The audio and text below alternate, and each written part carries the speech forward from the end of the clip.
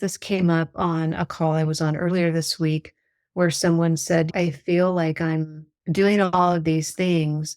And if I do it right, then my kiddo's going to change and I'm going to see a difference.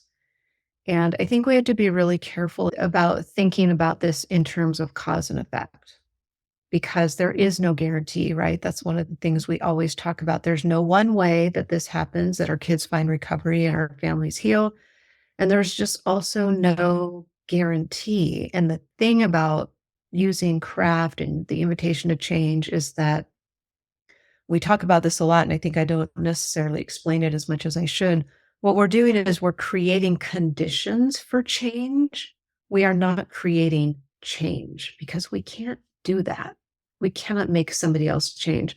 But what we can do is we can create the best possible conditions in which somebody is able and starting to embrace the idea of change. So a great example of that is if you are trying to stop snacking, the best way to create a condition for not snacking is to not have snacks in the house, right?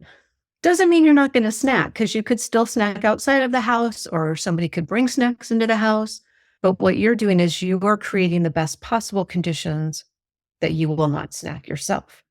And it dawned on me that we need to be sure that we're not saying, if you do, this is going to happen, that this is not a causal thing. This is things that you can do that, number one, are going to make you feel better, make you feel more in control, a little bit less frazzled, right? A little bit more regulated. And at the same time, it sets your person up for positive change if they so choose. They still might not.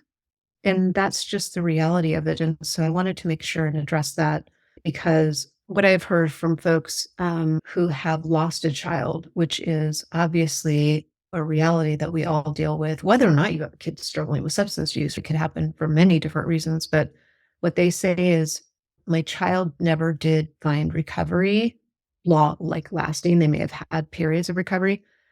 But the best part about it is I had a relationship with them right up until the end. And I wouldn't trade that for the world.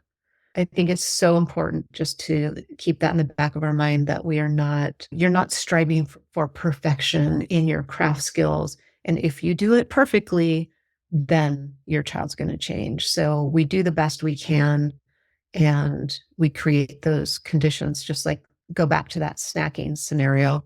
You're doing everything that you can to make it an environment where somebody is more able to and encouraged to change.